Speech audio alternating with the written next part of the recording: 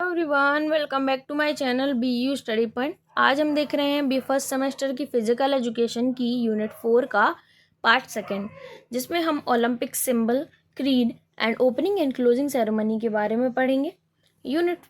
इस यूनिट के part first में मैंने ancient Olympic and modern Olympic को डिटेल से डिस्क्रिप्ट कर दिया है। अगर आपने वो नहीं देखा है तो प्लीज़ पहले जाकर उसे भी देख लीजिएगा। तो चलिए स्टार्ट करते हैं। सबसे पहला टॉपिक है ओलंपिक सिंबल्स। इसमें हम फ्लैग और रिंग के बारे में सबसे पहले पढ़ेंगे। Baron Pierre de Coubertin, the founder of modern Olympic, designed flag in 1913। तो कोबर्टीन द्वारा जो है मॉडर्न ओलंपिक के फ्लैग को डिज़ाइन किया गया 1913 में। Flag has no border and display 5 interlocking rings in the centre of on the plain white background. जो फ्लैग है उसमें कोई भी बॉर्डर प्रेजेंट नहीं होती है और इसमें 5 इंटरलॉकिंग मतलब एक दूसरे से इंटरकनेक्टेड रिंग्स प्रेजेंट होती हैं, जो कि इस फ्लैग के सेंटर में होती हैं, और बैकग्राउंड जो होता है वो पूरा वाइट कलर का बैकग्राउंड होता है। Each ring is assigned a different colour of blue, black, red, yellow and green. और हर एक रिंग का जो कलर होता है वो डिफरेंट होता है। It was thought that these colour were chosen because at least one color could be found in the flag of every continent of the world। और इसको इसलिए चूज़ किया गया था, मतलब इस रिंग्स का जो कॉन्सेप्ट है इसको इसलिए चूज़ किया गया था ताकि इनमें से एक कलर इन जो दुनिया है, वर्ल्ड है, उसके किसी ना किसी कॉन्टिनेंट से जो फ्लैग होता है कॉन्टिनेंट का उससे मेल खाता हो, इसीलिए इस कॉन्सेप्ट को चूज़ किया गया था। आप ये बात जानते ही हैं कि जो ओलंपिक होता है इसमें काफ़ी सारी कंट्रीज जो है इन्वॉल्व होती हैं, इसीलिए इसमें कॉन्टिनेंट की बात की गई है। फ्लैग, कुछ फ्लैग इस प्रकार का दिखाई देता है। 5 इंटरलॉकिंग रिंग्स होती हैं इसमें। मैंने ये बनाने की कोशिश की है, आप समझ सकते हैं। अगर आपको नहीं समझ आ रहा है तो आप इसको एक बार इंटरनेट पर जाकर सर्च भी कर सकते हैं। और इसका क्या मतलब होता है? All the rings in the flag are interlocked that represent brotherhood cooperation in different continents. और ये जो सारी ही रिंग्स होती हैं ये एक दूसरे से इंटरलॉक्ड होती हैं। जैसा कि आप जो मैंने बनाया हुआ है आप उसमें भी देख सकते हैं कि जो रिंग्स हैं एक दूसरे से जुड़ी हुई हैं, इस तरीके से एक दूसरे में फंसी हुई हैं, जो कि क्या प्रेजेंट कर रही हैं, मतलब क्या रिप्रेजेंट कर रही हैं? ब्रदरहुड और कॉपरेशन को रिप्रेजेंट कर रही हैं डिफरेंट कॉन्टिनेंट्स के अंदर। ओलंपिक गेम्स का जो रीज़न ही होता है बेसिकली जो डिफरेंट कंट्रीज एंड कॉन्टिनेंट्स हैं उनके बीच में ब्रदरहुड, पीस और ऑपरेशन की भावना को डेवलप करना होता है। अब ओलंपिक गेम का मोटो क्या होता है? Olympic motto is citius, altius and fortius, which are Latin words meaning faster, higher, stronger respectively. तो देखिए ओलंपिक मोटो जो होता है वो सिटियस, अल्टियस एंड फ्रूटियस होता है, जो कि लैटिन वर्ड्स हैं। इनका मतलब होता है faster, higher and stronger. Motto was proposed by father of modern Olympic, Pierre de Coubertin, और इन्हें भी कोबर्टीन द्वारा ही जो है बनाया गया था। ओलंपिक ओथ हमारा नेक्स्ट टॉपिक है। Olympic oath. At the beginning of each Olympic every athlete promise to play fairly and obey all Olympic rule. जब गेम की स्टार्टिंग होती है, मतलब ओपनिंग सेरेमनी होती है, उस समय पे सारे ही एथलीट प्रॉमिस करते हैं कि वो फेयर बेसिस पे खेलेंगे और सारे ही रूल्स को जो है ओबे करेंगे, या फिर कह लीजिए उनका पालन करेंगे। An athlete from the host country take oath at the opening ceremony on behalf of all the athlete. और जो होस्ट सिटी होती है, होस्ट कंट्री मैंने इसलिए लिखा है ताकि आपको कन्फ्यूज़न ना हो, वैसे तो होस्ट सिटी होती है। क्या है कि जो ओलंपिक गेम्स हैं ये कंट्रीज़ के बीच नहीं खेले जाते हैं, सिटीज़ के बीच खेले जाते हैं। जैसे कि अगर हम इंडिया का एग्जाम्पल लेंगे तो इंडिया में अगर ओलंपिक गेम हेल्ड हो रहे हैं तो वो दिल्ली में होंगे। उसमें इंडिया, जैसे अगर हम क्रिकेट में होता है ना, जैसे कि इंडिया की जो टीम है वो जाती है दूसरे देश खेलने, या दूसरे देश की जो टीम है वो आती है यहाँ खेलने, बट ये कंट्री लेवल पे नहीं होता है, ये सिटी लेवल पे होता है। जैसे कि अगर जापान का लेंगे तो वहाँ पे टोक्यो होगा। और अभी जो 2024 में जो ओलंपिक्स हुए हैं उसमें पेरिस जो थी उस सिटी ने जो है ओलंपिक गेम्स को होस्ट किया था। तो इसमें क्या होता है, होस्ट कंट्री का जो एथलीट होता है, एक एथलीट होता है, वो सबके बिहाफ पे ओपनिंग सेरेमनी के टाइम पे जो है ओथ लेता है कि हम इस गेम को पूरी ईमानदारी से, निष्ठा से और पूरे रूल्स के साथ खेलेंगे। यही होता है ओलंपिक ओथ के अंदर। अब हम ओलंपिक फ्लेम के बारे में पढ़ेंगे। Olympic flame, concept of lighting of Olympic flame come from ancient Greece. जो ओलंपिक फ्लेम को जलाने का कॉन्सेप्ट है ये एंशिएंट ग्रीस से आता है। During the ancient Olympic games sun rays were used to light and scare sacred flame during the ancient Olympic Games, sun rays were used to light the sacred flame at Olympia. The flame is lit until the game are over. और ancient Olympic के time पे जो ये flame होती थी, sacred मतलब पवित्र flame होती थी, इसे सन रेस की मदद से जलाया जाता था, जिसे कि बहुत ही ज़्यादा पवित्र माना जाता था। The flame is lit until the game are over, और इसे तब तक जलाया जाता था जब तक सारे ही गेम्स जो हैं वो ख़त्म नहीं हो जाते थे। The flame symbolise the light of spirit, knowledge and life. और ये फ्लेम क्या सिम्बलाइज करती है? स्पिरिट, नॉलेज और लाइफ को ये फ्लेम जो है सिम्बलाइज करती है। नेक्स्ट है torch relay. Torch relay, the torch was lit at Olympia, Greece, and then was carried by relay to the host city of the game.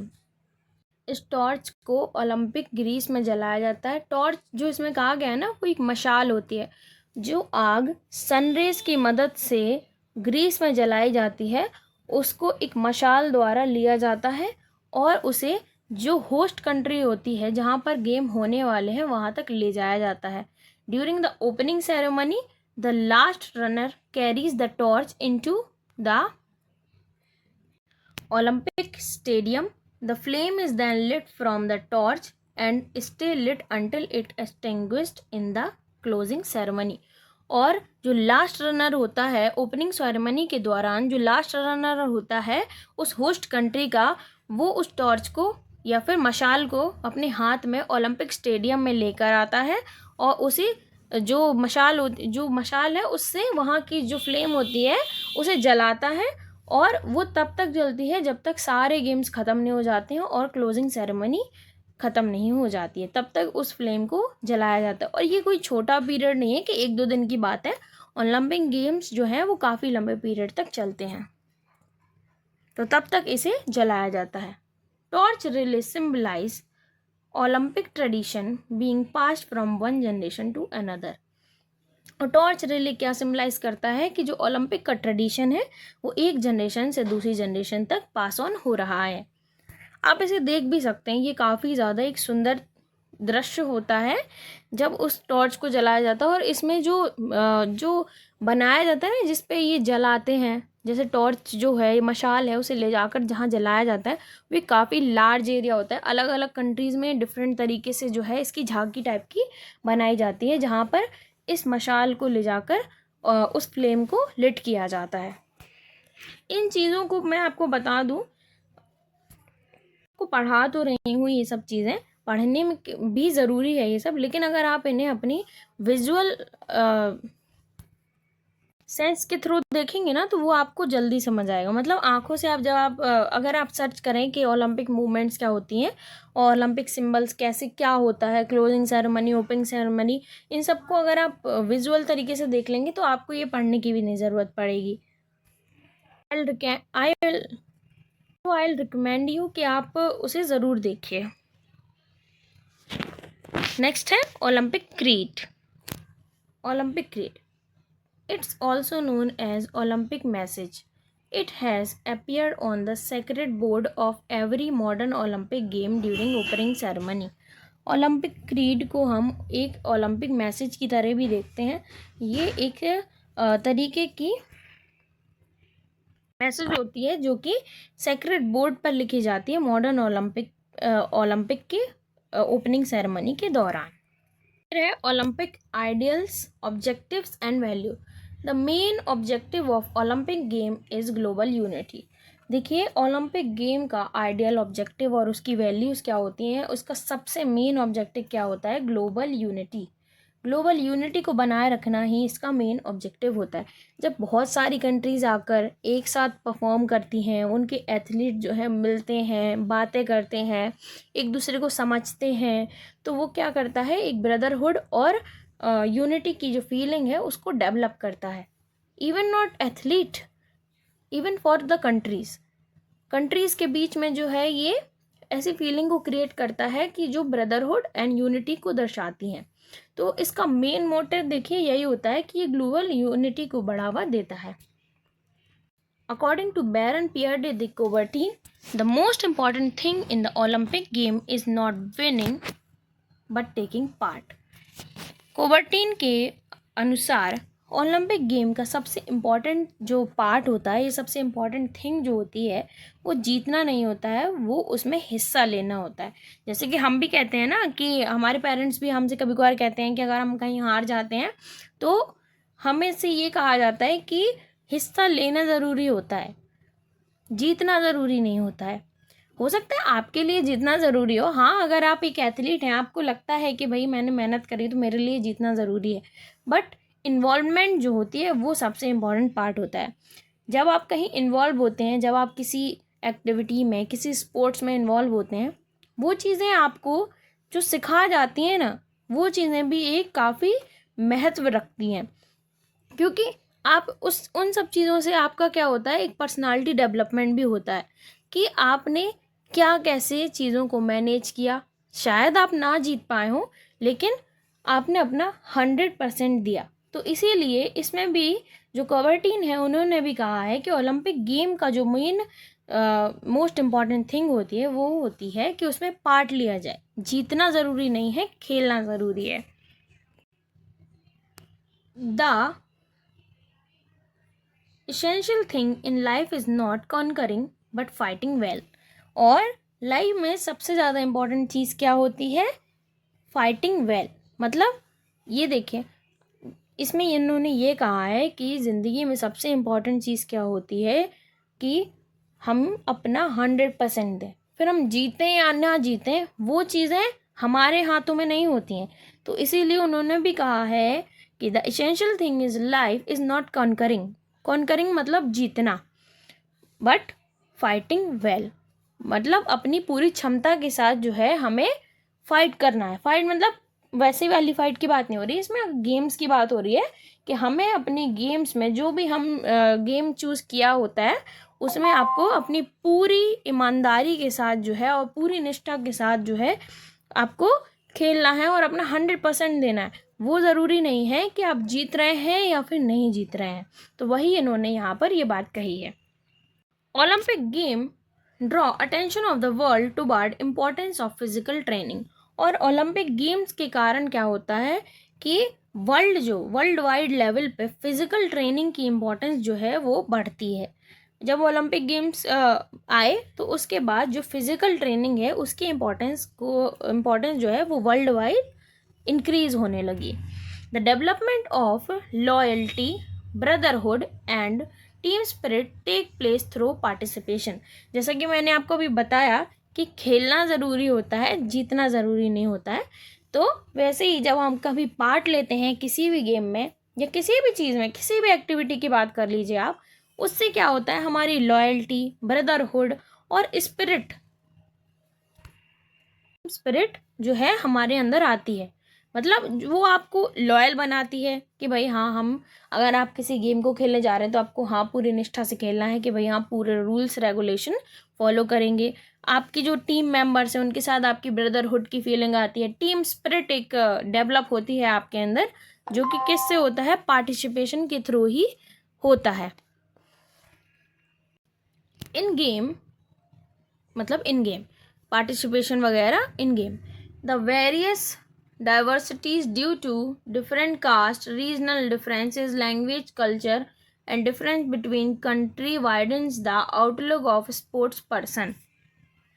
जब हम वर्ल्ड लेवल पे बात करते हैं तो बहुत सारी जो है डाइवर्सिटीज़ हमें देखने को मिलती हैं, जो कि डिफरेंट लोग जो होते हैं, जो एथलीट जो होते हैं, जो परफॉर्म करते हैं, या फिर जितने भी लोग उस गेम में इन्वॉल्व होते हैं, गेम में नहीं मैं कह रही हूँ, सिर्फ खेलने वाले गेम में नहीं, जो लोग उस ऑर्गेनाइजेशन में इन्वॉल्व होते हैं उनमें भी बहुत ज़्यादा डाइवर्सिटीज़ देखी जाती हैं, जो कि caste, racial difference, language, culture, इन सब चीज़ों पर बेस्ड होती हैं, जो कि डिफरेंट डिफरेंट कंट्रीज़ की होती हैं।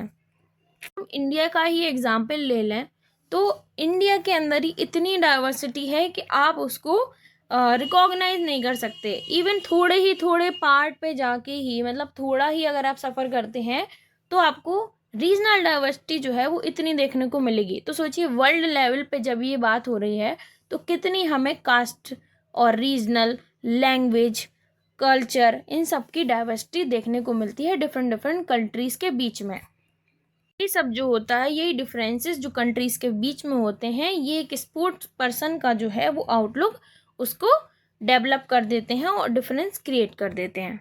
एक एथलीट या फिर ऑर्गेनाइजेशन की जो मेंटालिटी होती है या उसकी पर्सनैलिटी होती है किसी भी ह्यूमन की, उसको बढ़ाने में ये सब चीज़ों में बहुत ज़्यादा मदद करती हैं। कि हम एग्जाम्पल लें कि एक एथलीट जब जाता है खेलने के लिए तो उसको इतने सारे डाइवर्सिटी और डिफरेंट डिफरेंट बैकग्राउंड के लोग देखने को मिलते हैं। उसके कारण जो उसकी सोचने और समझने की जो शक्ति होती है, उसकी पर्सनालिटी होती है, उन सब चीज़ों में भी चेंजमेंट आता है। वो जो अगर कंजर्वेटिव भी होता है ना, वो तो वो अपने आप को जो है लिबरल बनाने की कोशिश करता है कि वो सब लोगों के साथ जो है मिलजुल कर अपने जो टास्क हैं उनको कंप्लीट कर सके। तो ये क्या कर देता है, एक स्पोर्ट पर्सन की जो आउटलुक होती है उसको वाइड बना देता है, मतलब वाइड वैरायटी बना देता है, जो उसकी जो सोच होता है उसको वाइड कर देता है। Olympic game bring all the nation on one platform. और ये ओलंपिक गेम क्या करते हैं, डिफरेंट डिफरेंट नेशंस को एक प्लेटफॉर्म पर लाकर खड़ा कर देते हैं। नेक्स्ट टॉपिक है opening ceremony. Opening ceremony is made impressive to create excitement in the Olympic. Athlete of Greece always march first into the stadium. This honor is given because Olympic game originated from Greece. देखिए Olympic games की opening में काफ़ी ज़्यादा impressive होती है, ये काफ़ी ज़्यादा मतलब ऐसी होती है कि काफ़ी ग्रैंड टाइप की ओपनिंग होती है इसकी। ये क्यों होती है, ताकि जो इसमें पार्टिसिपेंट्स हैं और जो लोग जो इसके स्पेक्टेटर्स हैं उनमें जो है एक्साइटमेंट को बनाया जा सके या क्रिएट किया जा सके। Athletes of Greece always march first into the stadium. और जो ग्रीस के एथलीट्स होते हैं वो इस गेम के अंदर सबसे पहले जो है वो मार्च करते हैं। ये उन्हें इसलिए ऐसा होनर टाइप का दिया जाता है, उन्हें एक सम्मान टाइप का दिया जाता है, क्योंकि जो ओलंपिक गेम है वो ग्रीस से ही ओरिजिनेट हुआ है। The other team come in alphabetic order, the host country come at last. और फिर उसके बाद सारी कंट्रियाँ जो हैं वो एक एक करके अल्फ़ाबेटिकल ऑर्डर में, मतलब ABCD जैसे होता है ना, उस ऑर्डर में आती हैं, और होस्ट कंट्री होती है जो वो सबसे आखिर में आती है। The opening ceremony is followed by rising of Olympic flag, lightning of Olympic flame. और जो ओपनिंग सेरेमनी होती है उसकी शुरुआत ऐसे होती है कि उसमें सबसे पहले ओलंपिक फ्लैग को जो है वो फहराया जाता है, फिर ओलंपिक फ्लैग को जो है लिट किया जाता है। किसके द्वारा, होस्ट कंट्री के एक एथलीट द्वारा इसे लिट किया जाता है। The fire was lighten in the Greece by using mirror to concentrate sun rays, the flame burn throughout the game. और मैं आपको पहले ही बता चुकी हूँ कि इस लाइट को कैसे जलाया जाता है, by using the sun rays. एक मिरर यूज़ किया जाता है जिसको सन रेज के सामने रखा जाता है, और फिर उससे जो आग जल जाती है। जैसे कि आपने भी बचपन में अपने मैग्नीफाइंग ग्लास का यूज़ करके सन रेज के थ्रू जो है फ्लेम जलाई होगी, पेपर को जलाया होगा, उसी तरीके से इस सेक्रेड जो फ्लेम है इसे जलाया जाता है, और ये पूरे गेम के दौरान जो है जलती है। बाद हमें क्लोजिंग सेरेमनी के बारे में जो है पढ़ना है। द अपोलोजाइज गाइस, बट मैं इसमें क्लोजिंग सेरेमनी की स्लाइड लगाना भूल गई हूँ, इसलिए मैं अब आपको इसे ऐसे ही एक्सप्लेन कर देती हूँ, क्योंकि नहीं तो ये वीडियो एक साथ पूरा नहीं बन पाएगा। तो मैं इसे आपको ऐसे ही एक्सप्लेन कर देती हूँ। क्लोजिंग सेरेमनी क्या होता है? ये एक टाइप का इवेंट होता है जब ओलंपिक गेम्स जो हैं वो सारे ही गेम्स जो हैं ख़त्म हो जाते हैं, और जो एंड इवेंट होता है ना, सबसे लास्ट का इवेंट, वो क्लोजिंग सेरेमनी ही होता है। ये एक सीरीज ऑफ इवेंट होते हैं जो कि मार्क करते हैं एंडिंग ऑफ ओलंपिक गेम। इसमें क्या क्या चीज़ें होती हैं? सबसे पहले देखिए, इसमें परेड होती है नेशंस की। नेशंस जो होते हैं, जो नेशन जो इस गेम का पार्ट होते हैं, वो परेड करते हैं।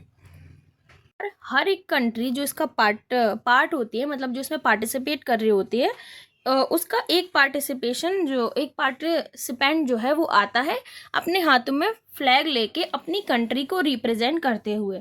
फिर इसमें मेडल सेरेमनी होती है, मतलब जो लोग जीते हैं उन्हें मेडल दिए जाते हैं मेडल सेरेमनी के दौरान। फिर नेशनल एंथम गाया जाता है, और नेशनल एंथम देखिए ऐसे नहीं कि किसी पर्टिकुलर कंट्री का गाया जाता है, जिस कंट्री में वो ओलंपिक गेम्स हेल्ड हो रहे होते हैं, मतलब जो होस्ट होता है उस समय। जैसे कि इस साल जो ओलंपिक गेम्स हुए थे, 4 साल के इंटरवल के बाद होते हैं ना, तो इस साल जो ओलंपिक गेम्स हुए थे उसे पेरिस ने जो है होस्ट किया था। तो उसमें फ्रांस का नेशनल एंथम गाया जाएगा, तो उसमें फ्रांस का नेशनल एंथम जो है वो यूज़ किया जाएगा। तो ऐसे ही होता है कि जिस भी कंट्री में ये गेम हेल्ड हो रहे होते हैं, उस कंट्री का नेशनल एंथम गाया जाता है, उस कंट्री के फ्लैग को रेस किया जाता है। फिर ओलंपिक फ्लैग को क्या किया जाता है? हैंड ओवर किया जाता है। फिर इसमें आता है एक इवेंट जिसमें ओलंपिक फ्लैग को दूसरी कंट्री को जो है हैंड ओवर किया जाता है। जैसे कि इस बार जो ओलंपिक गेम्स हुए थे 2024 में, उसमें क्या हुआ था कि पेरिस ने दूसरी कंट्री को जो है हैंड ओवर किया, कि जब 4 साल बाद जब ओलंपिक गेम्स होंगे वो दूसरी कंट्री में होंगे। तो वो कंट्री कौन सी थी? लॉस एंजलिस को जो है पेरिस ने फ्लैग हैंड ओवर किया था। इसीलिए अब 2024 में हुआ था, तो अब 2028 में जो ओलंपिक गेम हेल्ड होंगे वो कहाँ पे होंगे? लॉस एंजलिस पे होंगे। तो इसमें क्या होता है कि एक काफ़ी सारे इवेंट्स होते हैं। पहला जो मैंने आपको बताया है, परेड ऑफ द नेशन होती है, फिर मेडल सेरेमनी होती है, फिर नेशनल एंथम गाया जाता है होस्ट कंट्री का, फिर ओलंपिक फ्लैग जो है उसको दूसरी कंट्री को हैंड ओवर किया जाता है, ताकि वो जो है 4 साल के इंटरवल के बाद वो उसे होस्ट करेगी। और फिर उसके बाद क्लोजिंग स्पीचेस दी जाती हैं, मतलब जो ऑर्गेनाइजेशन के हेड वगैरह हैं वो स्पीचेस वगैरह देते हैं कि कैसा ये इवेंट रहा है और कितना ग्लोरियस रहा है सब कुछ, और कितनी स्पिरिट से खेला है सब लोगों ने। जैसे कि हम अगर स्कूल का या कॉलेज का एग्जाम्पल लें, तो जैसे हमारे जो प्रिंसिपल होते हैं वो आके एंड में स्पीच देते हैं कि प्रोग्राम बहुत अच्छा रहा और सब चीज़ें बहुत अच्छे से हुई, और ऑर्गेनाइजर्स ने बहुत अच्छे से काम किया, और सब लोगों ने काफ़ी अपनी स्पिरिट से जो है सब इवेंट को सफल बनाने में मदद करी। तो ये सब चीज़ें होती हैं। और सबसे एंड में क्या होता है? ओलंपिक फ्लेम, जो कि काफ़ी ज़्यादा सेक्रेड होती है, इंपॉर्टेंट चीज़ है ये। उसको क्या किया जाता है? एक्सटिंग्विश किया जाता है। जैसे कि मैंने आपको बताया था कि पहले उसे सनरेज से लिट किया जाता है ग्रीस में, फिर एक मशाल की मदद से उसे होस्ट कंट्री तक ले जाया जाता है, होस्ट कंट्री तक ले जाकर उसे उधर पर लिट किया जाता है ओपनिंग सेरेमनी के टाइम पे। और ओपनिंग सेरेमनी, गेम, सब कुछ जो इवेंट्स हैं वो सारे निपट जाते हैं, उसके बाद उसे क्या किया जाता है? एक्सटिंग्विश कर दिया जाता है, मतलब बुझा दिया जाता है। तो यही था हमारा पूरा जो टॉपिक है। क्लोजिंग सेरेमनी में यही सब चीज़ें होती हैं। मैं उनके नाम आपको एक बार दोबारा बता देती हूँ। क्या होता है? परेड होती है नेशंस की, मेडल सेरेमनी होती है, होस्ट कंट्री का नेशनल एंथम गाया जाता है, और फ्लैग को हैंड ओवर किया जाता है नेक्स्ट ओलंपिक जहाँ पर हेल्ड होंगे उस कंट्री को। क्लोजिंग स्पीचेस होती हैं और ओलंपिक फ्लेम को एक्सटिंग्विश किया जाता है। हाँ, इसमें एक चीज़ और होती है, क्लोजिंग सेरेमनी में जो नेक्स्ट होस्ट कंट्री होती है ना, उसके कल्चर को प्रेजेंट किया जाता है, मतलब उसकी प्रेजेंटेशन दी जाती है कि नेक्स्ट कंट्री जो होस्ट करने वाली है ओलंपिक में वो कैसी होगी और उसका कल्चर क्या है। उन सब चीज़ों को भी जो है इसमें इंक्लूड किया जाता है। तो यही सब चीज़ें जो थी वो हमारे ओलंपिक के अंदर इंक्लूड होती हैं और मैंने आपको उन सभी चीज़ों को डिटेल में पढ़ा दिया है। पहले जो पार्ट है मैंने उसमें आपको ancient Olympic and modern Olympic cover करा दिया था और इस टॉपिक में मैंने आपको पूरा ही ओलंपिक टॉपिक जो है वो पूरी तरीके से कवर करा दिया है। नेक्स्ट जो वीडियो होगा उसमें हम एशियन गेम्स को स्टार्ट करने वाले हैं। अगर आपको ये वीडियो पसंद आया है तो please like share and subscribe ज़रूर कीजिएगा और चैनल पे BA फर्स्ट सेमेस्टर की और भी जो हैं सब्जेक्ट एंड फिज़िकल एजुकेशन की भी यूनिट्स प्रेजेंट हैं। अगर आप चाहें तो उन्हें भी देख सकते हैं जाकर। और अगर आपको ये वीडियो पसंद आया है तो please like share and channel को सब्सक्राइब ज़रूर कीजिएगा। तो चलिए मिलते हैं नेक्स्ट वीडियो में। Thank you for watching.